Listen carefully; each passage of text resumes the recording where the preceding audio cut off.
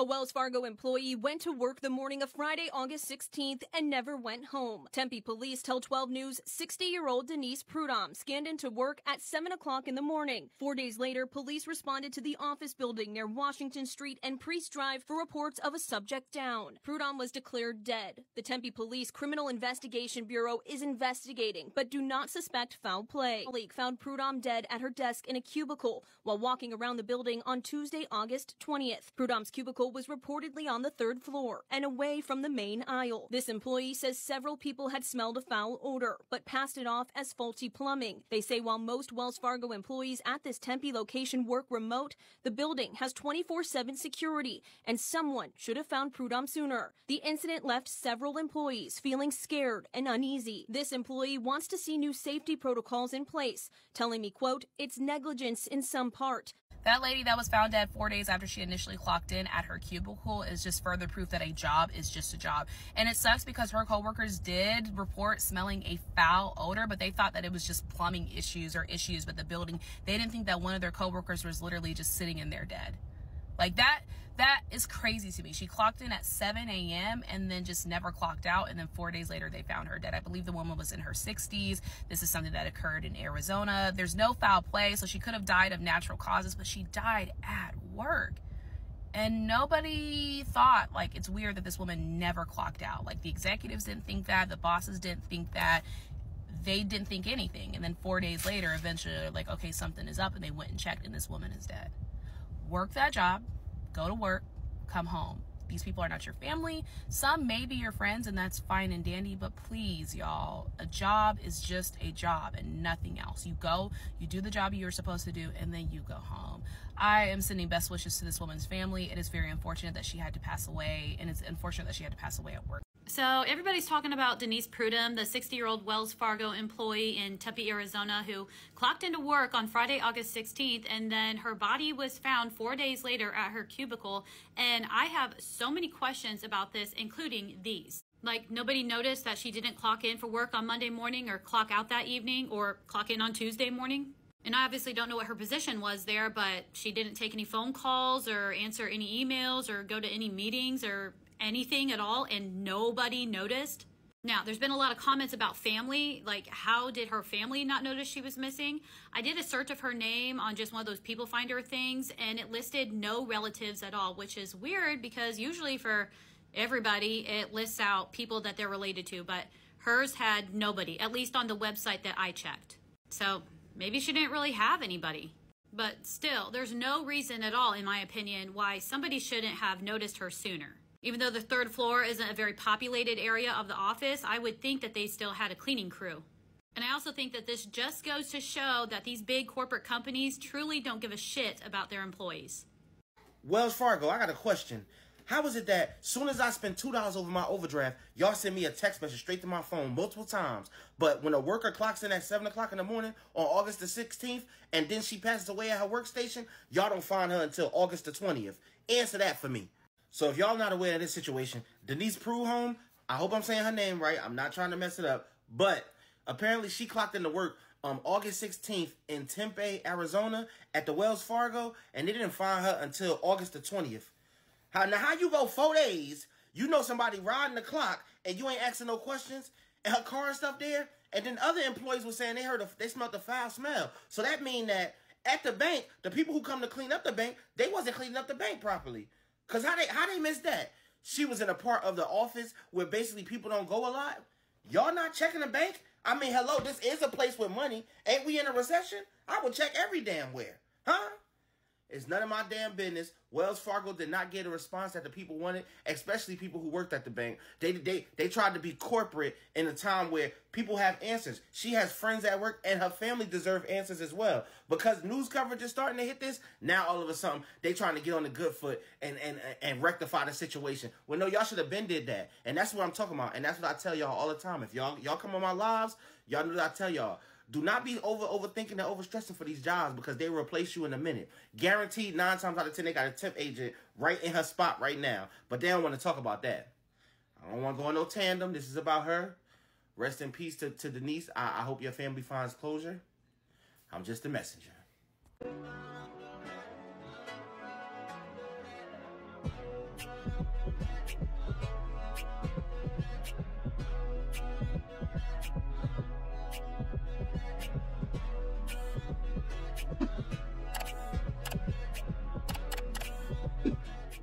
Hey everyone, it's Bree. Welcome back to my channel. I'm back in another video, and I am here with one of the craziest stories I've seen this year. Honestly, one of the craziest stories I've seen in a minute, where basically there was this woman that was working at Wells Fargo, and she was found deceased. She was found not alive at her work cubicle, and she was literally there for 4 days straight, just not alive, and people didn't come across her body, and they didn't notice that she wasn't alive anymore until 4 days after the fact. And honestly, this story just further proves that these companies do not care about you. I've been saying this from the beginning of time about how these corporations do not care about their employees. They barely care about their customers. All these companies care about is making money. And with millennials and Gen Z, and how a lot of us are starting to now prioritize ourselves and our mental health and our well-being over these jobs, whereas you have a lot of baby boomers and Gen X, they have a different mentality of this hustle culture mentality of you have to work until you can't work anymore. I'll sleep when I'm dead, literally. Like, they have this mentality of giving up your whole life for the workforce, for this system that we're in. And I feel like a lot of millennials and Gen Z, we've started to realize more and more that, listen, we're just a number to these corporations. Like, we don't owe these companies anything. Like, the days of having loyalty to a company is long gone, and it's truly because a lot of these companies don't treat their employees well. You hear so many stories of employees being neglected, not to this extreme, but you're seeing it more and more. And I don't know if it's always been that way. It probably has. I wouldn't be surprised if it's just always been this way. But again, this is really, really sad to hear. Apparently the lady was 60 years old, so she was a little bit older, but not that much older. Like 60s nowadays is like the new 40. Like 60 isn't like that old, but it's old enough to have maybe health complications and things like that. But what I find to be very interesting, right, is that again, it took them 4 days to realize that she was not okay and that she was not breathing. And so that also speaks to the negligence of not only just the company, but even the employees to a certain extent. Like, because and I saw a few people talking about this. Did no one check on her ever? Like, no one, said good morning to her and realized that she didn't say good morning back? Like, did no one notice that anything was wrong? And I think, it's interesting too, because I also feel like a lot of people nowadays are so focused on, themselves, and they aren't as self-aware when, the people around them may be, going through something or something's off, because they're so, fixed on them or what they have going on. And not in a way that's selfish, but just in a way of who's to say that the people that were working at this Wells Fargo, they're stressed and they have a lot of stuff going on to where they don't even have the capacity to pay attention to other people, right? Or even have the time to stop by someone, say hello. We're in really crazy times right now where everyone is very overworked and everyone's kind of just in their own head, that we're not paying attention to each other. Although I still wouldn't say that that's a full-blown excuse, because again, 4 days is crazy. Like, you go into work every single day and you see the same person at the same cubicle in the same position, laid down, arguably the same clothes as well, wearing the same clothes. Like, you're not gonna think something is up. Like, I'll say for me, right? Like, I can imagine that maybe the first day I may not say anything because I might think, oh, maybe she's taking a nap. Day 2, if I see her still slumped over, she has on the same exact clothes, and it looks like she's not really making much movement, I don't know, y'all. Like, at least, even if you were to come in the next morning, right, or maybe she slept overnight, right, and she hasn't woken up yet, but I'm sorry, by mid to late afternoon on day 2, if she's still looking like that, I'm gonna go get somebody. Like, I just cannot imagine. And again, it's the whole thing of did no one see her? Did no one check on her? her? Do people check on her but just not think anything of it? There's literally so many questions that I have. And, you know, were there not other employees there? Like, were there not, you know,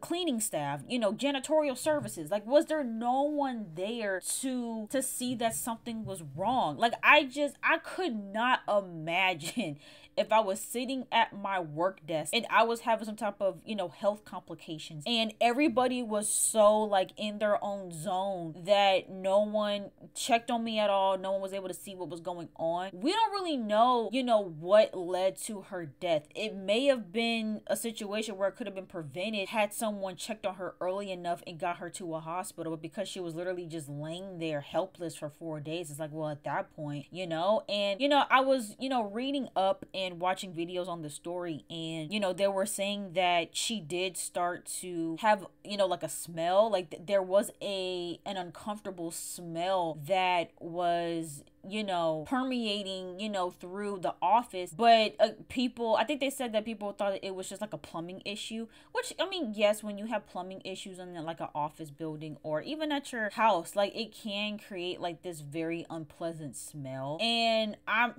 knock on wood, I'm blessed that I don't know what the smell of a dead body smells like, but I can imagine that, like, I don't know, man. I'm really trying to wrap my head around why this went on for this long and how they were able to overlook it. Because 4 days, I'm sorry, again, maybe 2 days, you know, I'd maybe give you more grace if it was a 2-day thing. 4 days? This lady was at her desk for 4 days and no one noticed. It's just crazy to me. And again, I don't know what the organizational structure of this Wells Fargo is. I don't know if it's a situation where like you have like a manager and you have like maybe a small amount of employees, because I'm also thinking too, like if you're a manager in this office, like you're gonna check in on all of your employees to a certain extent. But again, I don't know if it was a situation where it's like you had one manager but you had like 100 employees, and then at that point you can't really check on everybody, you know what I mean? I can imagine that, or at least I would think that her job, you know, would require some form of communication with other people. And so you would also think too, if people hadn't heard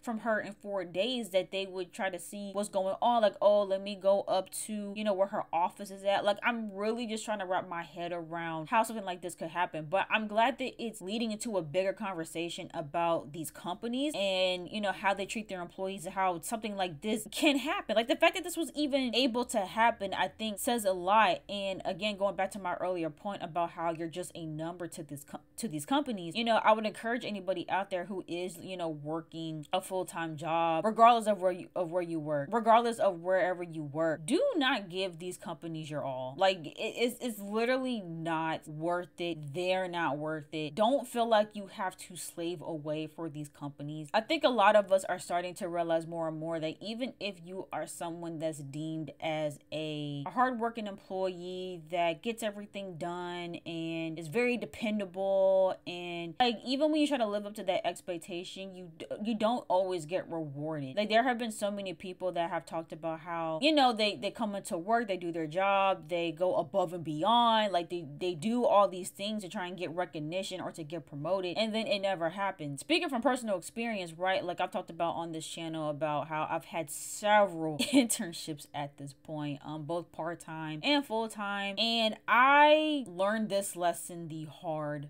way. I learned the hard lesson of just because you go above and beyond and you meet the unrealistic expectations of the people that you're reporting to, it doesn't mean that you're going to get rewarded, and it also doesn't mean that you're going to be treated any better. I time and time again have found myself internships where my goal, right, was to not only prove that I was a good employee, mostly because I also always had this fear of being fired or being let go if I didn't meet these, you know, expectations that they had, and if I didn't overwork myself. I always felt like if at any point they felt like I was not living up to what they wanted me to be as an employee, that I was going to be let go. So there was also that fear too, that like, okay, I have to go above and beyond. I can't fumble at all. I can't miss a deadline, because if I do, I'll get fired. Like I always had that fear. But also I wanted to get promoted because I was an intern looking to become full-time. And every single internship that I've had, I was sold a dream on, hey, if you do good work, if you know you're impressive, if you do all these things, you will get promoted, you will become a full-time employee with a full salary and benefits. And so because I always had that carrot dangling in front of my face of, hey, look at this full-time job opportunity that you can get from, you know, working hard and impressing people, basically, you know, that was like the main thing driving me. And so, you know, I was that employee that would, you know, I would show up to every Zoom meeting or Teams meeting, whatever platform that your company uses. You know, I would show up to meetings on time and early. Every single time. I would always take extensive notes, and every single deadline that I was given, I would meet it, even if it meant that I had to stay up late, even if it meant that I had to work weekends, which I've done that a lot in the past 2 years of, you know, working past like that 9 to 5 structure. I've always gone above and beyond for every single internship that I had in hopes that I would get, you know, the next job opportunity. And not only did that not happen, I also got mistreated heavily at these jobs. And I think it is due to a lack of boundaries. Sometimes people will literally push your boundaries and they'll see how much they can get out of you to see how far they can go. And I noticed that over time, it gets worse and worse and worse. And when you're somebody that's in a position where like you have a job, right? And say you need that job, right? You need that job to pay bills. You need that job to take care of yourself, maybe take care of your family.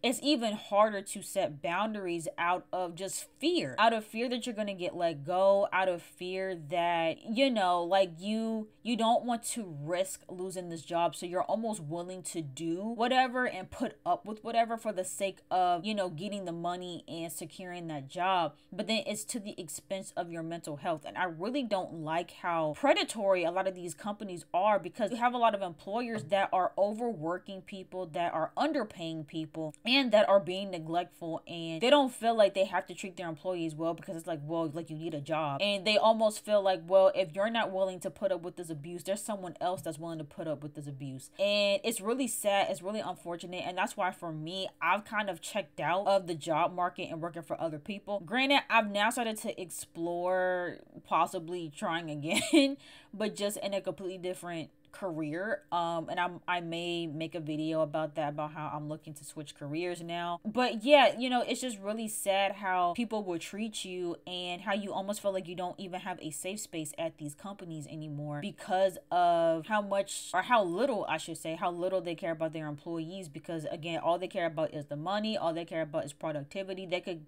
care less if you're getting sleep. They could care if your mental health is in check. I was also somebody too that never took a day off, mostly because all of my internships as well were on contract and I was paid hourly. And so if I took a day off, I didn't get paid leave. I just wouldn't get paid. And because I was already getting paid so little and I desperately needed the money, I never took a day off. So in all of my years of being in the workforce, I've never taken a day off. I've never taken a vacation. Shoot, even with YouTube. Even now with YouTube, like, I mean, granted, obviously when I was doing YouTube and I was working, it was hard to balance the two. And so YouTube did take a back seat. But now that I'm doing YouTube full time, you know, until I find something else, like I haven't taken a day off in terms of my upload schedule. Like I've been maintaining the 2 videos a week, even if I'm tired, even if I'm not feeling well, even if I'm struggling to come up with topic ideas, I still make it a point to post 2 videos a week on this channel, because I think that's just ingrained in me at this point, to just be consistent when it comes to my work. Because I actually like, and that's why I can't get with the whole Gen Z is lazy, they don't want to work. Because not even just speaking for me, because obviously I don't speak for my entire generation, but all of my friends who are also Gen Z, we all kind of have that same work ethic of like, listen, we're willing to do the work, we're willing to go above and beyond, but you need to treat us well, you need to pay us what we're worth. And I don't think that's asking for a whole lot. But I don't know, that's kind of a side tangent. But all in all, again, like, this just goes to show you these companies do not care. Okay, so if you are somebody that you don't take many vacations off and you do get paid time off, please use it. please use it. Even if you have to strategically use it, because I know some people, you know, they have tips on how to maximize your PTO and how to schedule it around holidays so you get like an extended holiday. Like, do what you have to do to take care of you first and foremost. Yes, the money is important. Yes, having a secure job is important. And, you know, obviously you don't want to slack off, right, and be lazy and not do your job, but just know your limits and don't allow it to affect your mental health the best way that you can, right? Like, obviously you're gonna be stressed. I've come to realize that every single job at this point is going to come with some level of stress. Every last one of them. Like, I don't care where you work at, I don't care what you do, you are going to have some level of stress at every single job. But I think it's important to manage that stress, and I think it's important to put up as many boundaries as you can to still protect yourself. Because again, if you're that employee where it's like, hey, like, I have my boundaries, you know, I'm not going to be working weekends, I'm not going to be answering the phone. Because that's the other thing too, especially with remote work. People love to cross boundaries when it comes to remote work, because people feel like they have 24/7 access to you. So even if it's explicitly stated like, hey, I'm only going to be working from 9 to 5, people will still try to send you emails, they'll still try to send you messages, they'll still try to set up calls past your working hours. And it's like, bro, so a way to set boundaries is to say, hey, look, I'm not going to be responding to any emails or any messages until the next business day at 9 a.m. when I start my shift. Those are the type of boundaries that you have to set, because I genuinely feel like people do that to see if they can. So the minute that they do send you a message outside of business hours and you respond, in their mind they're like, okay, so this person is willing to respond to me even though it's past business hours. This is something that I could take advantage of. They don't look at it as you're just doing them a favor. And so you really have to be careful with these companies. And, you know, again, my condolences to this woman and her family. I cannot imagine how the family is feeling. Oh my gosh.